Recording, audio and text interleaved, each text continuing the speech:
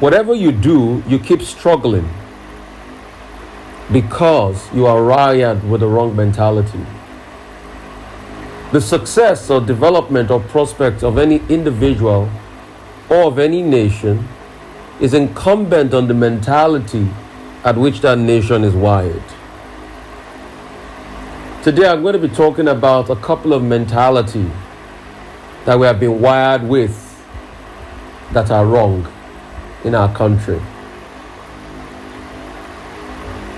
The number one mentality that we've been wired with that is wrong is that you can get away with evil as long as you know people. That mentality is a wrong mentality. Because if we have a society where people do not have retribution for actions, then we don't have a society.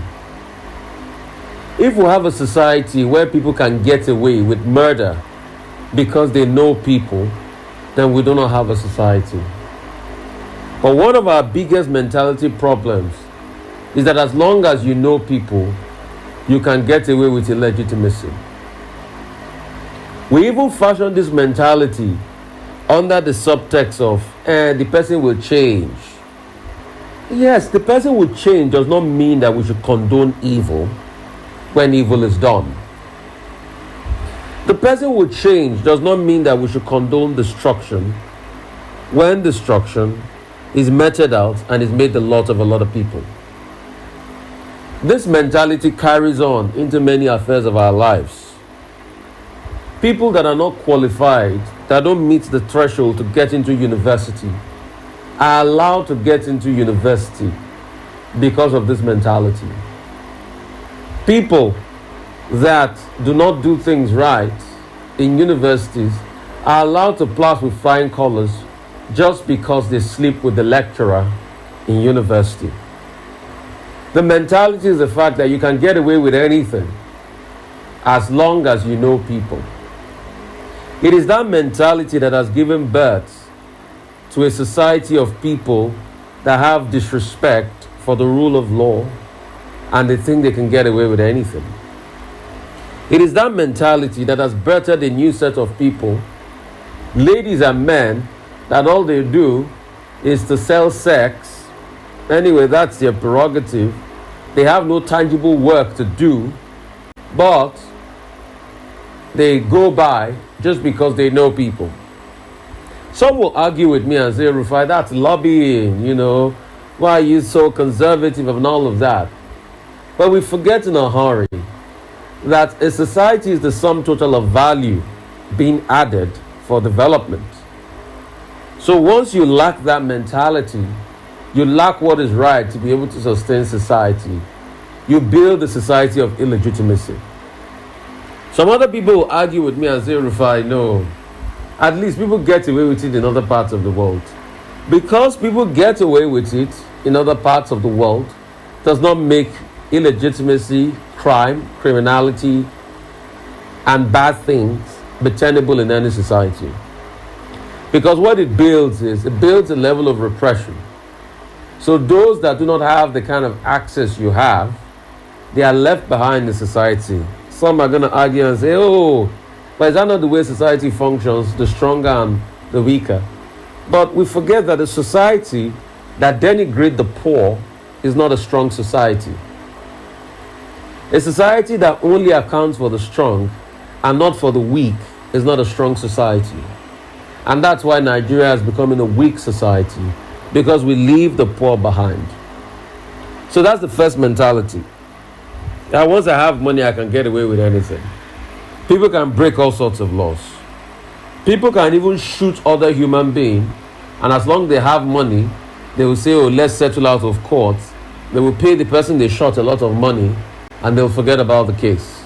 And even the police will be there to broker the peace. And even the legal system will be there. But you see, increasingly, when this continues unabated, you start to lose the trajectory and the joy of what a society is. And it only continues because nobody stops it. And the failure you have becomes systematic. If it happens once, it can happen again. If injustice happens once, it can happen again. If you can bribe people in authority once, you'll be able to bribe them again. Once it happens once, there's no capacity to be able to stop it. And it becomes repetitive. So the burden of society today has become that of people that get their way as long as they know people. They get their way as long as they can put their body down for sex. They get their way as long as they can give money to authorities. Yes, they can get their way. They can give them let my people go. But the question is, does it build society? No. Even when people argue and say, oh, we should not be too righteous, we should not be too sanctimonious. But it is righteousness that exalts a nation. Have you ever wondered why the Bible talks about righteousness being only the forthright thing that exalts a nation? Sin is a reproach. So when you have a nation that is reproached, it's as a result of the constancy of the reproach of society we have developed. And when you develop that, it becomes problematic in the long run because nothing moves in the society.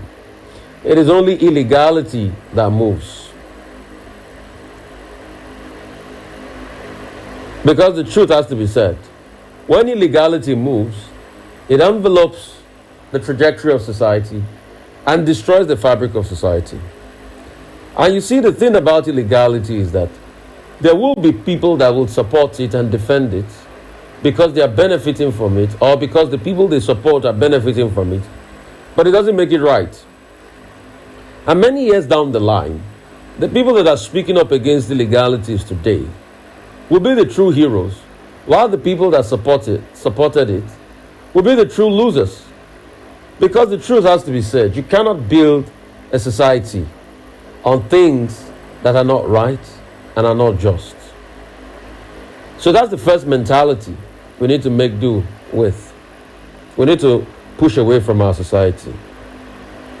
We have a society today where all the wrong things are praised as good because we've built a society on the wrong pedestal, and everything right and righteous is not right. That's one. The second mindset that heralds our society today is that as long as it doesn't concern me, every other person can go and die. That's another mindset that is destroying our society. As long as it doesn't concern me, every other person can go and die. And that's the society we have built, where we don't take care of the poor, where a lot of people are trampled upon, where their rights are destroyed. That is what we have systematically built, and that's why today we have well over 130 million poor people. As long as you can make money for yourself and your family, it doesn't concern me. The truth is, when you make this money for yourself and your family, are you going to live in isolation from the reality of your society? And the so-called society you relocate to, you forget in a hurry that it is justice, equity, fairness, and capacity to do good that build such society. Is that what you forget in a hurry? So we are on multiple platforms now.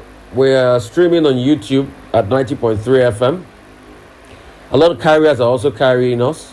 We're live on radio, 90.3 terrestrial radio in Lagos and other parts of the world. We're also going to be on Spotify, the live stream on Spotify doesn't have a live stream. So we're going to record this and put it on Rufai Speaks podcast on Spotify so you can listen to it again. So, and we forget in a hurry, and we're also streaming on Facebook, Rufai Oseni, so you can watch that stream too. So we forget in a hurry that what really builds society is the ability to be able to care for people that will never be as big or better than you. A society where you have too many people telling you, do you know how rich I am? then you know that society is a poor society. And that's why we have the problems we have in our society today, where people base their entire value on how wealthy they are. If you have to tell the world that, see, I pay, I do this, I do that, I'm worth over this, I'm worth over that, I'm worth this, I make a lot of money, then it means you're a poor man. Because people that are truly making a lot of money don't need to tell the world. The only way the world knows that people are making a lot of money is the impact on the lives of people. If your money is not impacting the lives of other people, then definitely your money is denigrating the lives of other people. It has to be one way. So, truth has to be said. A society that says we don't care for others, then it's not a society. So whatever you have you thought about the person close to you? What is your relationship with the person close to you? I keep telling people, a husband or wife is fighting as your neighbor. You don't even go to their house and check on them and say, please, you people stop, let's find peace. The day the husband will kill the wife in the house, hope you know, you will be part of the witness. Police will ask questions because you live in the same apartments. So this mindset of, it concerns my neighbor, it doesn't concern me. Your neighbor's problem becomes your problem. And that's how society is built. It takes a village to raise a child. All of this we used to have before. But now, it has gone out of our societal consciousness. Because what we have become is we have become so cautious and conscious about money, about selfishness, about our own, about how we can be better than others. And that's why we live in a society where, bad enough, we cannot provide electricity for ourselves. But when we buy a generator to pollute our environment even further, we call it I better pass my neighbor. So we are always in a competition.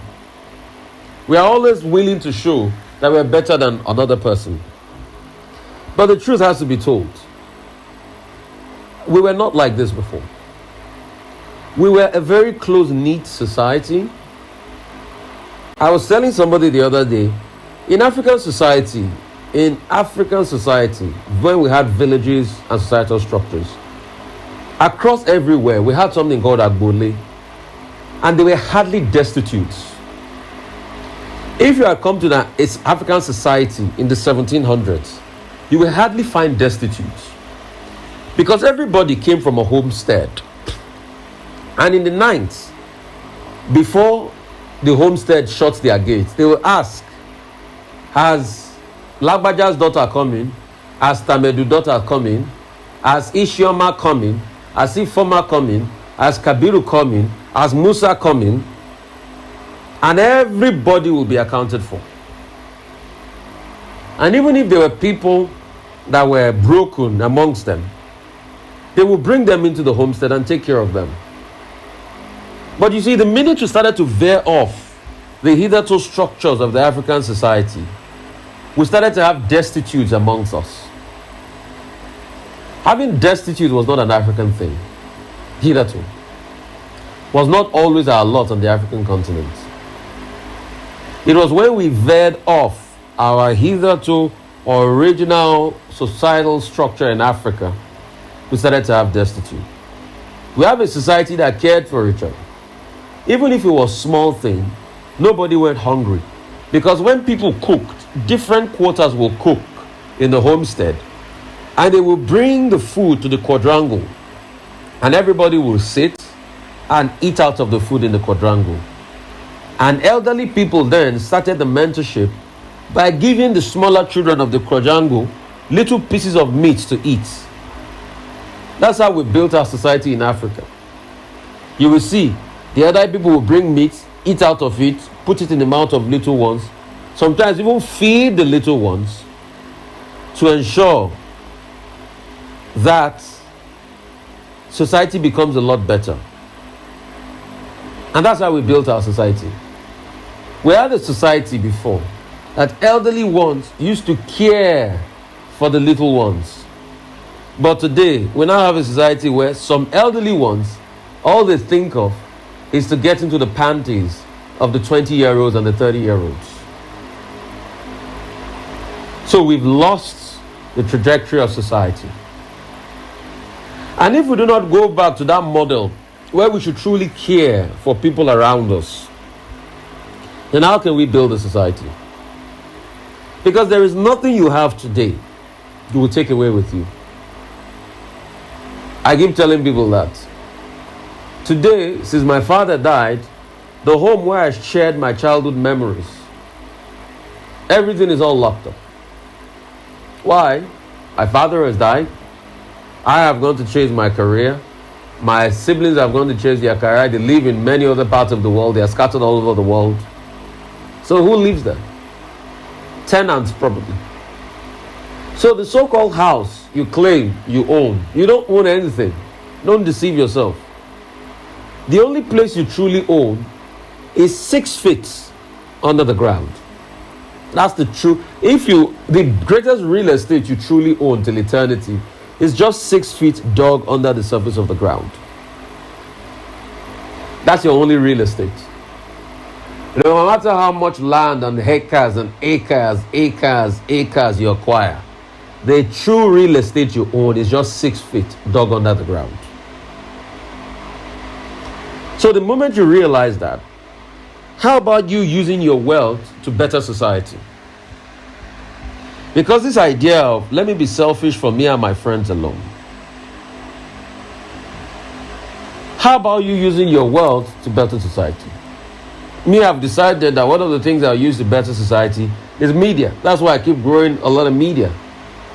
And that's why, as much as possible, any little resource I have, that God gives me, I'll keep putting it into media. To be able to be heard every part of the world, to be able to better the prospect of society. Because I know that once people get in alignment with mindset change, with messages like this, society starts to become a whole lot better. And definitely, how can I mentor a lot of people and use media to be able to amplify the prospect of people is my sole priority. So this is my calling. This is my way. But you see, a lot of people don't get it. They don't understand that when we build society, we build ourselves. When we see evil and we speak about it, we are preventing other evil from happening. The best way to shun evil is to speak about it, and so that people that have done evil, let them own up to it. Even if people try to muscle other people that are speaking the truth down, the truth is, the truth will germinate one day. And that's why you see, it is the evil one that run away. It is the evil ones that run away. So let us be careful. Let us stop that mindset that it does not concern me because it's happening to my brother. Every of my brother's concern is my concern. So what should we do? Let us see how we can bring more people out of poverty. Let us see how we can build more libraries. Let us see how we can build more universities. I personally, it's one of my dreams to build a university. And why do I want to? Because I know I have a lot of knowledge to pass on to the next generation. And I want to teach as much as possible. I want to teach leadership. I want to teach ethics. I want to teach development as much as possible. So I want to build a university. I also want to build healthcare because I know there's a lot we can do in healthcare for people. I also want to build a lot of business structures for people and businesses, because I know there's a lot we can do in terms of entrepreneurship. The essence of society is building all of this to grow society. See, I'll tell you the story of a man that uses money to build society. A certain man called Flagler had made a lot of money from the oil sector when the oil boom came. But guess what he did? He built up a new society.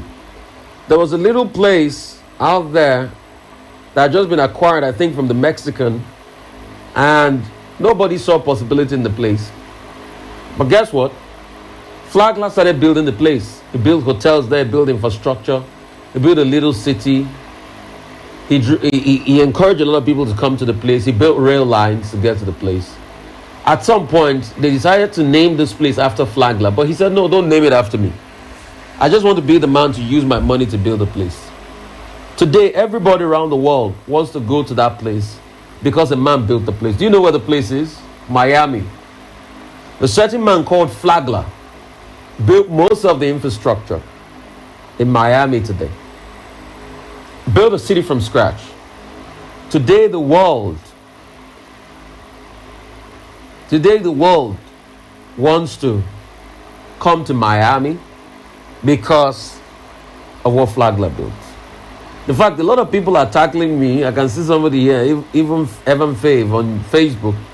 He's saying, even the 6 feet is not totally yours afterwards. And it's quite correct.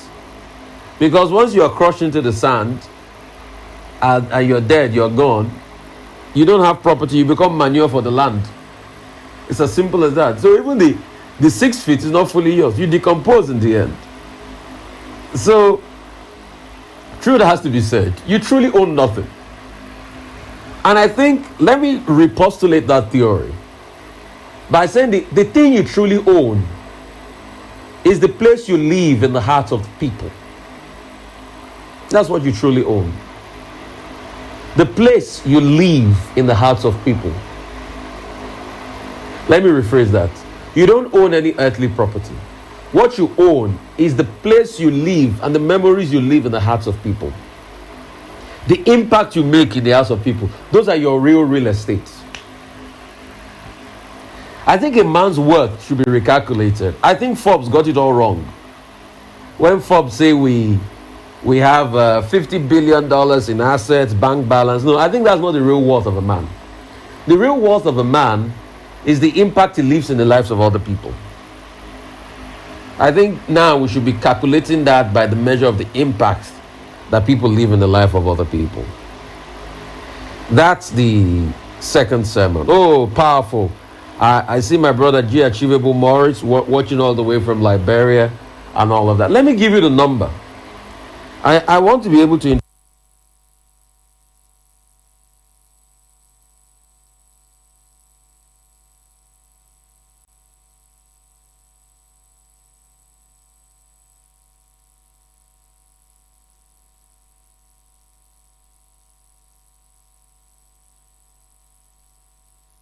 It's a very important topic in our life today, because one of the greatest problems of humanity and in understanding self is the loss of mentality. A lot of human beings were wired with the wrong mentality. And once you are wired with the wrong mentality, whatever you do, you keep struggling because you are wired with the wrong mentality. The success or development or prospect of any individual or of any nation is incumbent on the mentality at which that nation is wired. Today I'm going to be talking about a couple of mentality that we have been wired with that are wrong in our country. The number one mentality that we've been wired with that is wrong is that you can get away with evil as long as you know people. That mentality is a wrong mentality. Because if we have a society where people do not have retribution for actions, then we don't have a society. If we have a society where people can get away with murder because the Sunday morning, we thank God for the gift of life and the fact that He daily loads us with benefits. We thank God for what He's doing in the life of His people through this sermon and through this outreach every Sunday morning. We thank God of what He's planned for His people, because everything He does well. And the truth has to be said that the essence of our life, is about serving God and is characterized by our honor and faith in God. So we thank God even for this series, Understanding Self, which has been a source of impartation to millions of people. We thank God what He's doing in the lives of Nigerians listening to this series. And we thank God on how it's healing the souls of a lot of people that are lost, that feel broken, that feel handicapped, that feel set apart from the things God had planned for them in their lives. This series is born out of a passion to be able to help people grow and scale, and it's called Understanding Self. So part 3 pretty much deals with I talked about voices last week, and voices pretty much segues into an understanding of how to deal with those voices. And today I'll be talking largely about the understanding of how to deal with those voices that are constantly militating and that are constantly being destructive against the prospects of a lot of people out there. Those voices are there. Those voices are the things ruining the prospect of a lot of people. And you see, in understanding self too, you can extrapolate this to understanding a nation. Because you can say a nation is an individual. And most of the sermons too will be around Nigeria. Because we have another time for a new beginning on Monday, tomorrow, where we'll be having the inauguration of a new president. And it is also time to take stock. Yes, we know the last 8 years have not been great for Nigeria. But we need to look forward. Because if you keep looking backward, you cannot get anything out. But when you see what has gone, and you look forward to the possibility of a brighter future, that is when something can truly come out for you in your life. So we need to look forward. Yes, we know there have been failures. The economy has failed. Every aspect of life has been relegated as we speak in Nigeria. It has now become so much pain for a lot of people. Their lives have never known this kind of misery. But we believe we can triumph, we can start all over again, and we can look forward. And that's why I am having this series, Understanding Self. Last week I talked about the voices that militate against people. Let's also say those voices militate against Nigeria. For instance, what are the voices that militate against Nigeria? The number one voice that militates against Nigeria is the fact that people say Nigeria can never do well.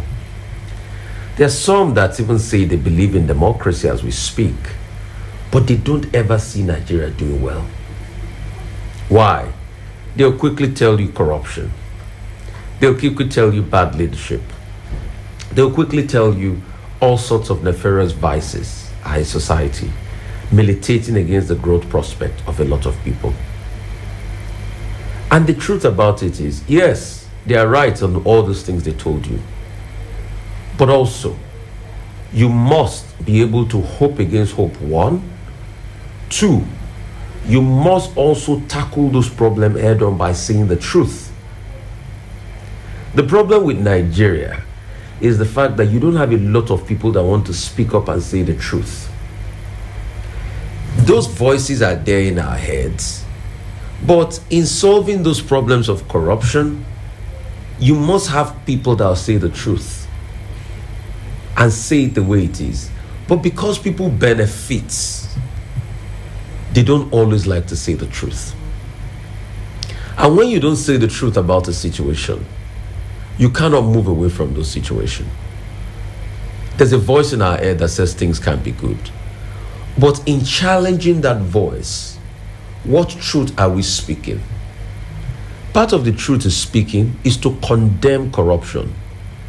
But you see, in Nigeria, a lot of people only condemn corruption when it is somebody they don't like.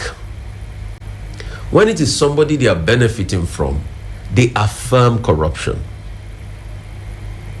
But except we collectively have a society where we speak the truth, because now we're extrapolating ourselves as a society now. And hope you know that the society is a reflection of many individuals put together.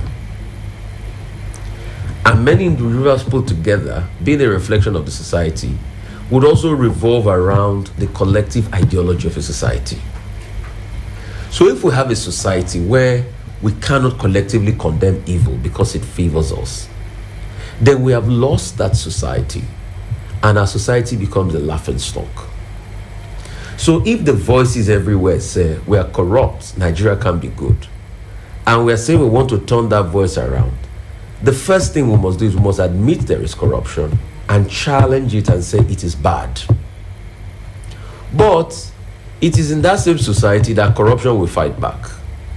And guess what? It is just a call away. They will give some people money and say, okay, write articles or go to the media to defend that what this person did is good. But we all know it is corruption. So the first thing those people come out to the media to say is, hey, you are biased. How would you say it's only my person that is corrupt? You are biased. Bias is your name. But the truth is, was the person corrupt in the first place? Yes. The next thing again the corrupt person will do is to go and use the legal process to be able to support his appeal. So what does he do? He goes to get the best lawyers. He says, yes, I have a right to defend my right. The best lawyers try to buy him time in court. And maybe in the end, he might even go back and get a leeway out. And when he gets a leeway out, it's now become a case of, oh, he's no longer corrupt. But society knows that that person did something that was wrong and corrupt. And also because the state initially was trying to be vindictive and not getting all the facts right, then we split out the case. Too many times we have seen people that have been corrupt go scot-free because they have the best lawyers, they wait it out part-time, and they can bribe the best people to be able to write narratives to suit them. But all of those things cannot build a society. If we don't have a society that can tell the voices in his head that, see, yes, what you did was not good. Yes, we admit there's a level of corruption, there's a level of society getting bad that we need to talk about. There's a level of things inhibiting society that we need to talk about.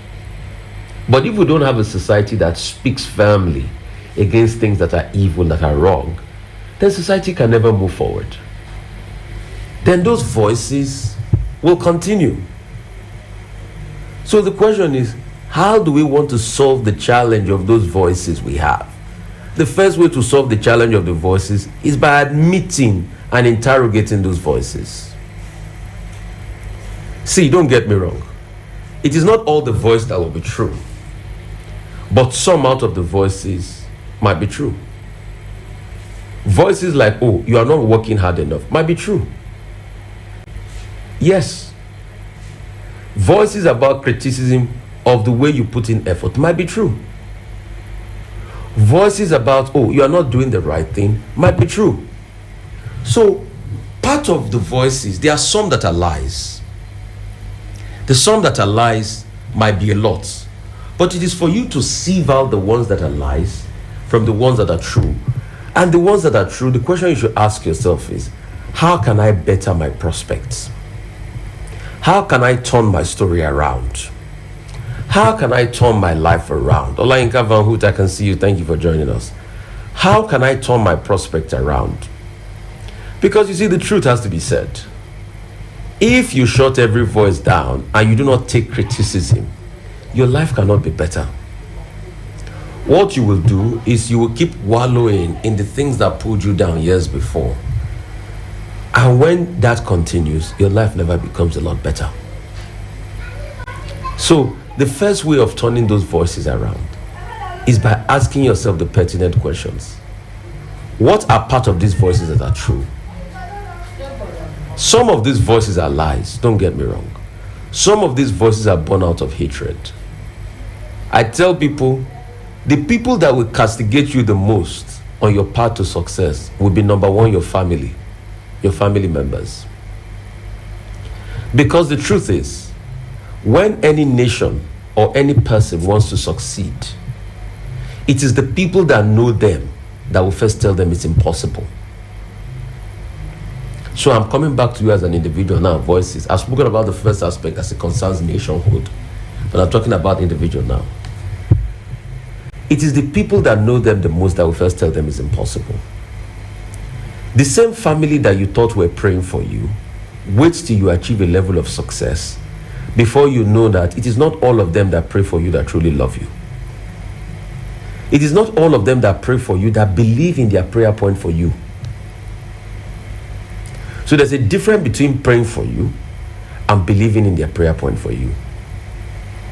So when those family members start to put their voices forward because they cannot understand that the same small foluke that used to run around the house and begging me for money is now a big woman in a multinational company, all of a sudden everything you say becomes rude to them. And before you know it, they start being vindictive. So people like that, what they say can never be objective towards you. So it is not for you to hear and consider the voices of those, because people like that too will talk. And let me tell you something, those are the people that will say the most things about you. Some will even go to blackmail you publicly and come out and say, it's wrong. This person, you don't know him. He's rude to his family. But you see, the thing about those voices is that they only confirm the work of God in your life. You know how they confirm the work of God in your life? Because once you become blessed, nobody can pull you down. And your blessings start to increase and become a blessing to others. And your blessing will definitely attract enemies. Which most of the enemies, first of all, will be people from your family. So be careful about the voices of the people in your family that you hear as an individual. Because you see, let me tell you something. Yes, this person might have loved you so much while you were growing up. But the truth is, they loved you because they knew they were bigger or more powerful than you. They could manipulate you then. But the moment you start to ask for what belongs to you, the love starts to die, because they know that they cannot manipulate you any longer. And that is what hurts a lot of people the most. So when that happens, they become a contention in their heads. And the next thing they say is, oh, that's small you. So they don't think of the fact that, yes, you might be a small person, but where you are coming from, you have grown and outgrown what you used to be. So they make references to you, and their voices are still centered around, that small Folake, that small Sheyi, that small Rufai. Who does he think he is? And especially in African context and society, the first thing they remind you is that I am older than you. And another fact you must understand in life is that you first person come life, not mean say you go first arrive. The truth is that because somebody is older than you does not mean that God shares his blessing according to hierarchy. It might be happening to you now in your home. Your brother might all of a sudden start to feel certain way towards you. We have even heard some families in African context where they tell people that you must not marry before your older brother. What sort of talk is that? Because we now have a mindset where we think, it's based on hierarchy, that they are going to share blessings based on hierarchy. And blessing sharing is hierarchical. So because somebody is your older brother, must have more money or must have money first. No, that's not the case. God chooses to bless anybody anywhere and anyhow. But a lot of your family members will not understand it. And this will become as a result of the voices in their head. So please be ready. They will soon say you are rude. The next group of people that will say you are rude are your classmates. Because yes, they saw you in their lowest ebb. But the mindset of a human being is that they think you will continue to be where you used to be. You remember what happened on the Mount of Transfiguration? Things are transformed. So they do not understand that the same classmates they used to have is now a global figure. So processing it becomes hard for them. But they forget that there's a difference between classmates and grace mates. So this group of people start to say all sorts of things. They become voices in your head. But let me tell you something. See, if you try to listen to their voice and believe that it is out of objectivity, you will injure yourself. You will injure yourself. Because most of the things we will say will not be from a place of objectivity and strength. It will be a place from a point of hatred. Because they can't just believe that you have accelerated and risen. They still believe that you should be in the same level with them. So the thing is, because you were in primary 2 with them, primary 2B, they still say, we were both in primary 2B together. But today, you are the governor of your state. But they still think you are both in primary 2B. In fact, because they used to do better than you in class, they say, I used to become first, he used to become 10th in class. Yes, but he's 10th, but he's the governor of his state today. So, for the fact that you were both in the same class at a point, doesn't mean you will be in the same class forever. Class changes. But all of a sudden, you start to make enemies. And these enemies come with voices. But it's not every voice you listen to. But in all of this, there will still be some people that will be true to you and be objective. And when you are wrong, they'll tell you you are wrong. Because you are human, you can't be wrong. But you see, the higher you go, the voice of reason will shrink. Except you deliberately surround yourself with people that can uphold you in reason. The higher you go, the voices that increase are the voice of sycophancy and also the voice of criticism and pull down. There will be some people that will be close to you and their voices will be, you are the everything. They are mostly sycophants. There will also be some people that will be close to you. Their voice will be the voice of criticism because they don't agree with you. But despite the voice of sycophancy and the voice of hatred and criticism, over criticism, there will be voices of reason. Thank you so much for the love. I can see you. Madam Mafo, OB12 OB, good morning, greetings from Mauritius. Lanka Van Hood, bless you. There will be voices of reason. The voice of reason will come with praise and criticism. And these are the voices that will uphold you, that will be true to you. But there will be a lot of overt praise. That's what I call sycophancy. There will also be a lot of voices of overt criticism. The moment you start to rise, people will not just like you because of who you are. And it's never personal. One thing they never tell you when you pray for breakthrough in life is that the bigger the level, the bigger the devil. They will never tell you. See, there are some people that are not your enemies today, that in the next 5 years, when you start to grow and do well in life, they will become your enemies. Go and write this down. Some of those you call your mentors will become your enemies soon, the day you rise above them. It is human nature, because human beings are selfish. Human beings by default want everything to come to them. It only takes people that have been purged by the heart of God to be able to willingly say that, God is blessing this person, let me be a blessing unto him. But human beings by nature are always looking for ways to pull down everybody that is blessed, because they wish that the blessing was theirs. They wish that it was them the whole world was adulating. They wish that it was them the whole world was praising. So if you do not know and you take this level of voices in your head, you fail. You fail.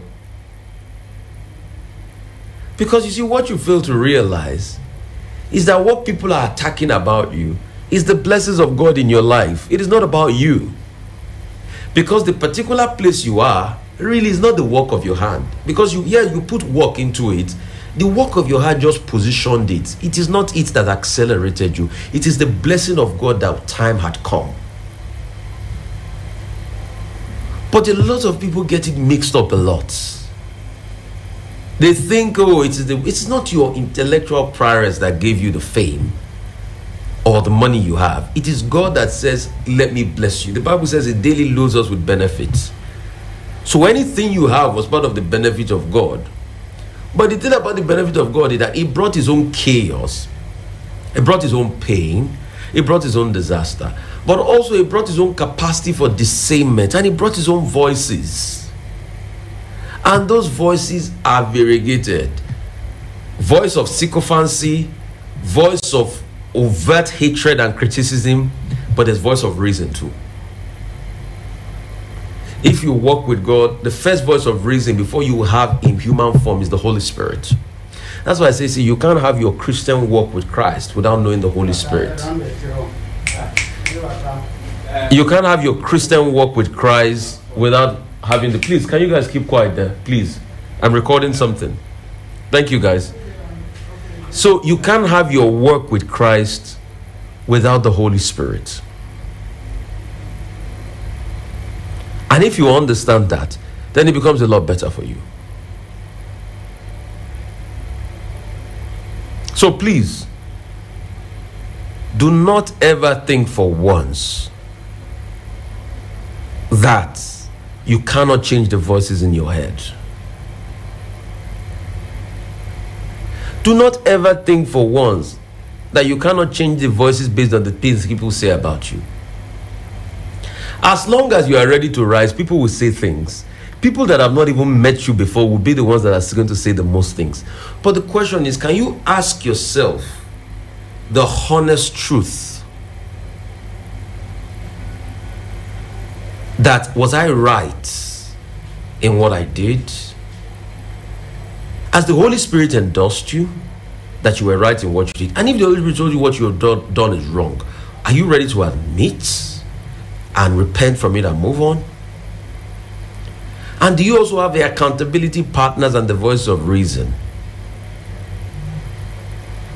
And you see, this voice of reason will be different people in your life. They might be your new level of mentors.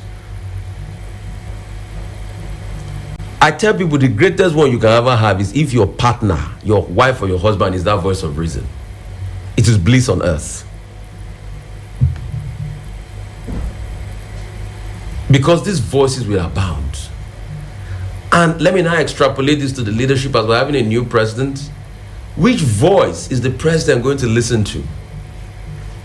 Is he going to listen to the voice of the sycophants? Because the voice of the sycophants abound. You will have a lot of them. Just because what they gain from you. And sycophancy is on many layers. The day people align with you, yes, you become a hero. But the day your views and perspectives don't align with them, you become a villain. There are some people that will adulate you just because of what they want to benefit from you.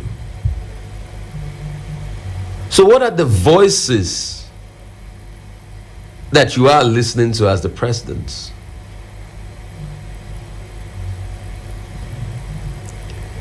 What are the voices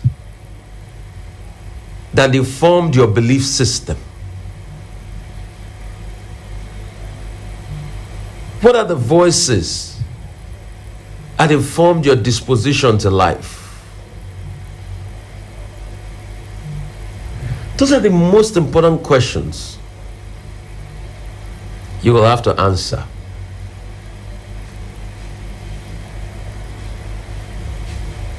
Those are the most important questions you will have to answer in your life.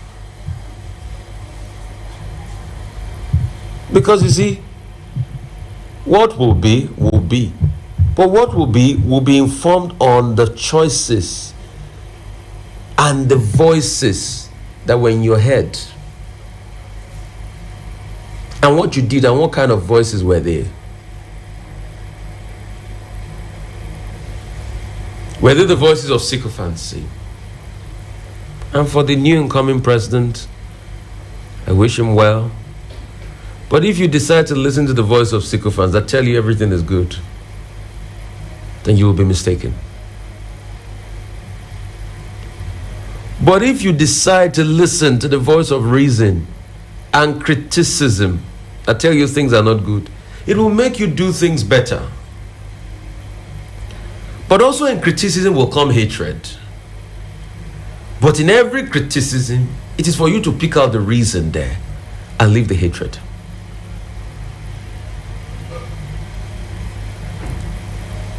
So the voices you hear will matter a great deal.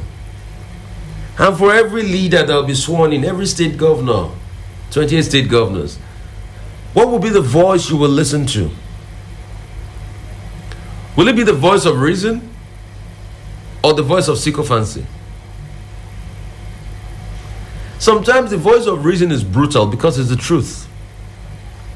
It might be said in different forms, but once you pick out the strong logic out of it and you make it a mantra in your life becomes a whole lot better.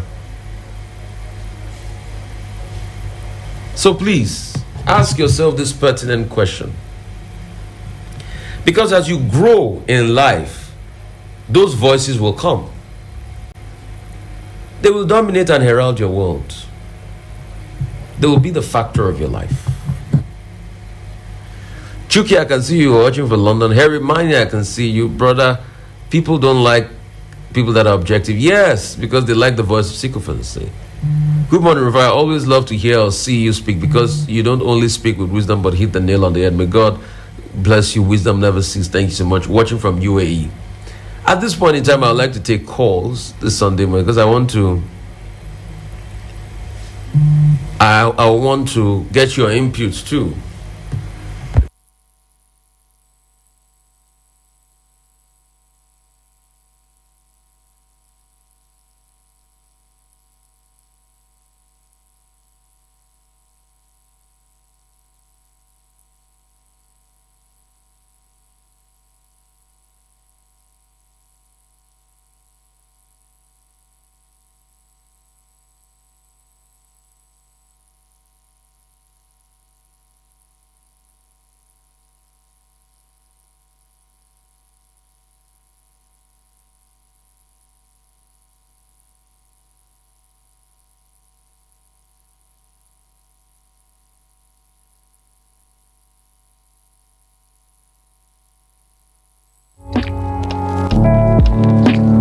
Radio station is supposed to inform. Recently, that people are getting to know about themselves, about their physique. That is women, black women. Educate. So what you need to do now is go to www.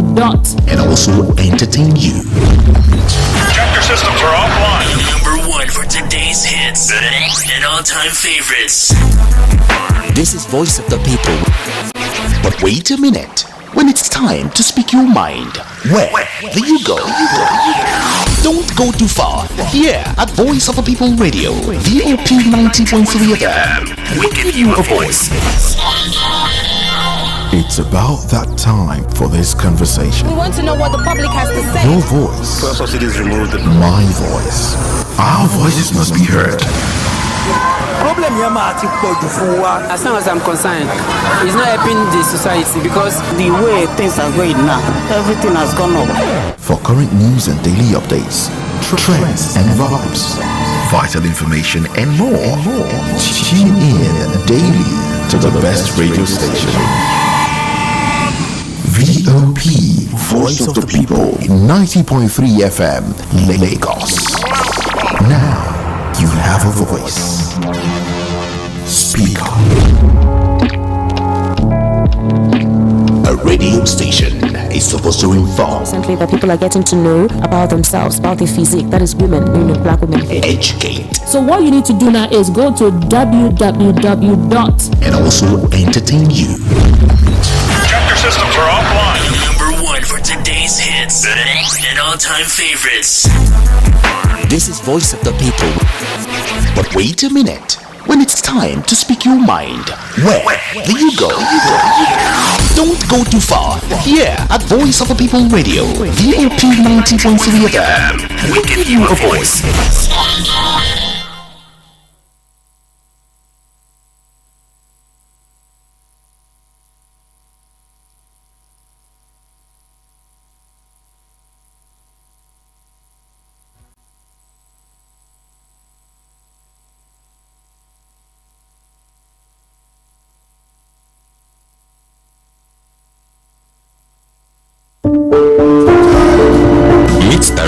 A Nigerian lady who is turning plantain stems into a sustainable business. A lot of people are amazed, especially when I wear this and I go out and they know that this is from plantain. By the time I say plantain or banana, how? Things that are often considered waste is what we are using to create jobs. Plantain stems into a sustainable business. A lot of people are amazed, especially when I wear this and I go out and they know that this is from plantain. By the time I say plantain or banana, how? Things that are often considered waste is what we are using to create jobs. Hairs, bags, and shoes from something that is often considered as waste. Men, when I heard about this, my questions were almost endless. The awareness is not enough at all. Yes, that this thing, a lot of things can come out of it, is what people are not aware of. You can make plates with it, take away plates, cutleries. All the waste is what we are going to use in doing all that. We are not even talking of furniture. You can use furniture. You can make furniture out of it. In this video, I decided to meet up with her to know more about this business and how she found out that this can actually work. So stay tuned, come with me as we uncover this.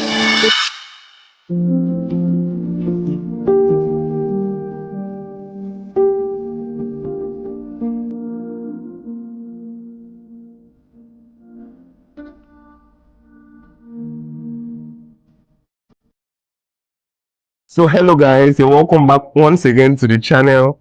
So this particular video, I want to meet up with this amazing lady that is making hairs like attachment from plantain stems. And this is I was really curious when I heard about this. So I came to meet her and I want her first of all to introduce herself to us and tell us more about how she started and all of that.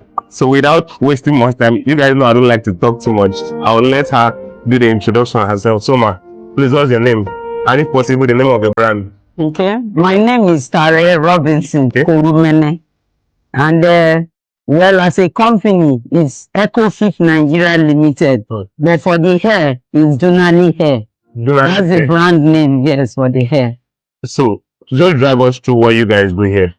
For now, we are making hair extensions from plantain and banana pseudo stem. The waste, when you cut plantain and the waste that comes out, mostly when the farmer collects his fruit, the tree, we call it, to simplify it, is the pseudo stem or trunk, but simple terms it's called the tree. So they just cut the fruit and then cut the tree, scatter it in the farm, and it rots away like that.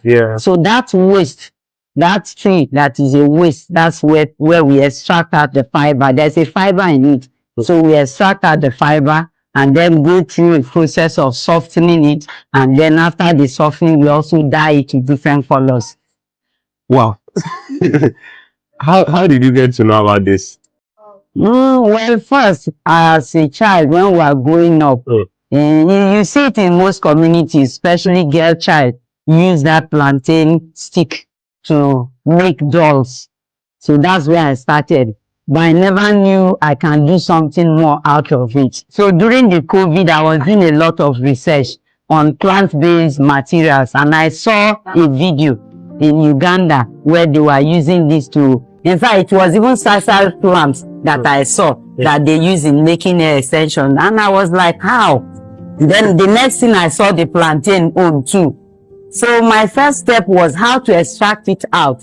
So I just called some friends and we went to the farm and then cut the trunk. We came back and we started extracting it. When we extracted out the fiber, it was strong. hard, so to speak. Yeah. And so everybody was like, no, this one will not be good for her. I said, okay, we have to work on softening it. We started with chemicals. But at the end of the day, I said, no, I want to do something unique. Because even when I listened to others who have done it in other countries, they were going through chemical processes. I said, no, I want to do something different. So I started working on the softening process with plant-based materials. And until we got to where we are. So everything we do here is more of organic. Yes, organic. No chemical at all. This is the same hair you're putting on? Yeah, sure, yeah. Here in this your company, because I'll call it a mini company. Mini factory. How long have you been into this? Since 2023, that's 2020, right? Yes, like, but in between, we braked because of the flood. Okay. We were in fact planning an exhibition before the 2022 flood came. So everything was destroyed, kind of. So we had to just slow down until the last year we started the thing. Like taking our time, because for now, like I told you earlier, we have challenges of machines. There's a way people begin to place orders and will not be able to meet up. So we have not started receiving orders, so to speak. We are still experimenting. Let me say we are still experimenting, but then we have gotten to the point that we know this is the product. Because the product itself is something in between natural hair and then the synthetic. Is a product on its own. Yes, plantain fiber extension is a different thing. So the texture is not the same as human hair texture. It cannot be the same. So people need to know that.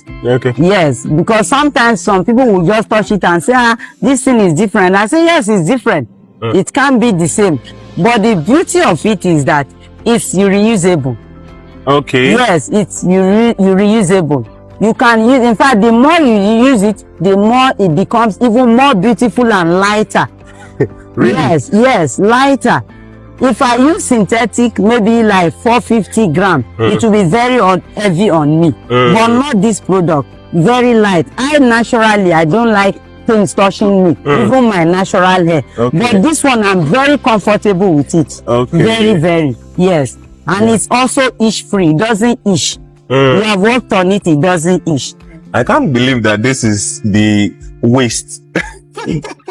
This is plantain waste. Like, and it's now hair. That's all. Now we have another waste from this. As they are combing, you can see waste coming up. That waste itself, we are using it to make pillow. Can you bring that pillow? Let him see. Yes. We are still working on that. So like nothing goes to waste? Nothing is wasted here. Nothing. Nothing. The waste that we are pouring there, you can see mushroom is growing there. You can go and see mushroom, all the places that we have poured the waste. Not this dry waste, but the liquid waste that we pour there. Mushroom is coming out. That's a pillow. Is this waste that is inside here? So the waste from here. Yes. Oh, I see. So we're still working on it. And it's going to be really soft. Of course, we will work on it and it will be softer. We just experimented it and we know it's workable. So we'll still work on it. So that nothing is going to... Nothing. Okay. Yes. We can say the whole process starts with the trunks. Yes, we gather the trunks from the farm. Yes, for now, we have not started buying trunks because, like I said, we are like still on experimental stage. Yes. Okay, these are the trunks. Yes. We get them from the farms. We are not buying. They are just giving them to us. Yes. They're giving them to you? Yes, for now. We have not started selling, so we still tell them to give us like that. Of course, eventually when we start making sales, we'll at least be giving them something so that the farmer can also benefit. That's why I say it's a game changer. So even the farmer who will plant this should benefit from it when we start making sales. Should benefit from the waste? Yes, from the waste, thank you. Yes, from their farm. Yes. Wow. Yes. So don't you think there will be a time where getting this is going to be hard? I trust Nigerians. As we start this, I know that some other persons are planning. So by the time many people begin to get this, that's why we also have the intention of having our own plantain banana farm. Okay. Yes. So that by the time others have started working on it, we'll go to our own farms. But anyhow it is, especially in the Niger Delta, there is no village you go to that you won't see plantain or banana. Exactly. Yes, so there is a lot in it. Yes. So what do you do in this particular section here? So here, when we bring the trunks, we slice them to smaller sizes. After the slicing, we now take it to the machine. That is a fabricating machine. We put it there and they bring it out. It's extracted. Yes, to this. Yeah, I think I saw some of them. You saw some of them, yes. Yes, and then we take it there for the combing. So when they comb it, then we still bring it back here for the softening process. Yes, and dyeing. And the drying? Dye. Okay, to dyeing. Different colors, yes. Okay, so you can dye them to different colors? Yes, we can get about 7 colors now. Yes, and even most of the colors we are still using natural from plants. I can see a lot of people are working for you here. How many people have you employed? And I noticed they are mostly girls. How many people have you employed? We are 22 in number, including 22? myself, yes. Really? Yes. It's a lot of work.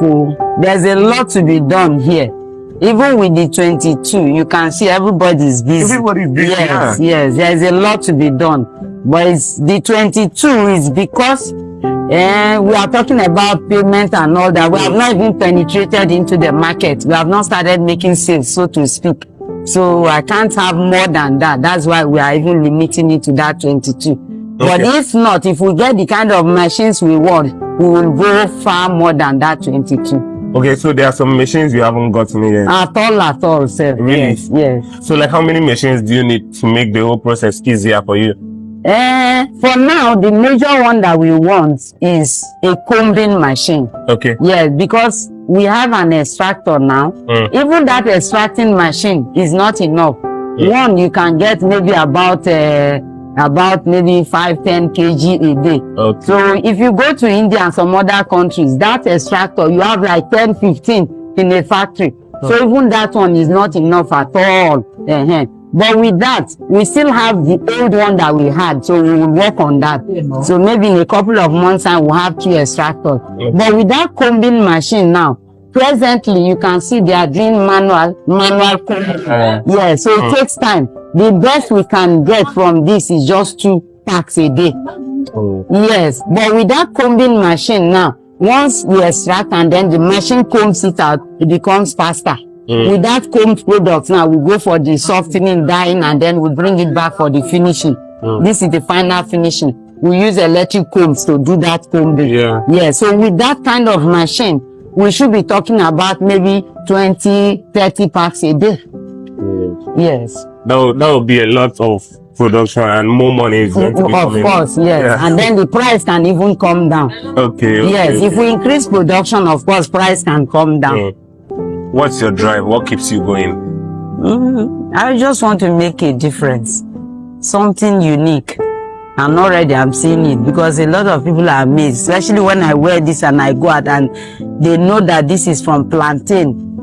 Out there is more of banana they call, but by the time you say plantain or banana, how? So that uniqueness in it gives me joy.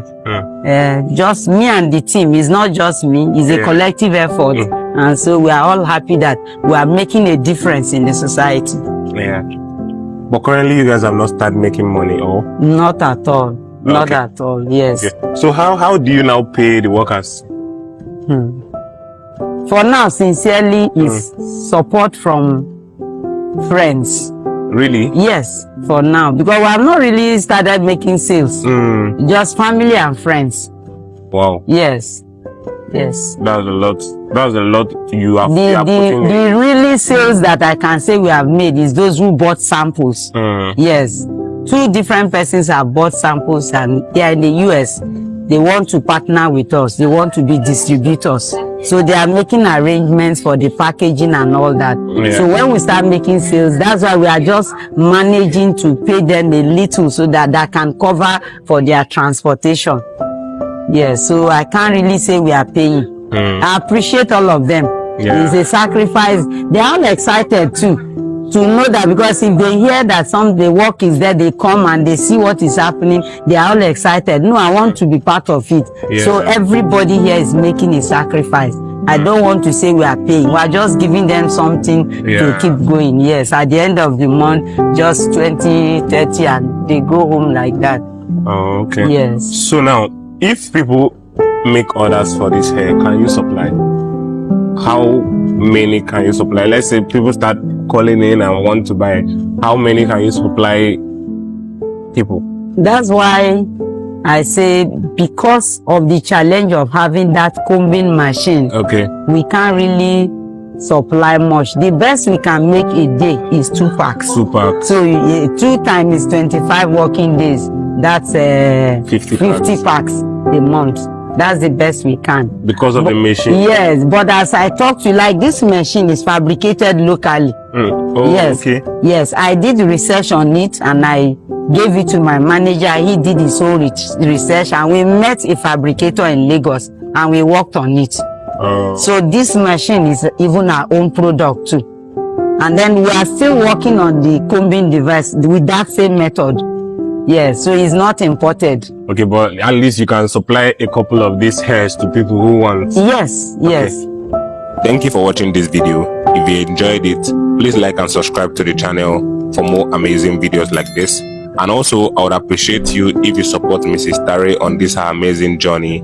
And once again, enjoy the rest of your day, and I'll see you on the next one. Peace.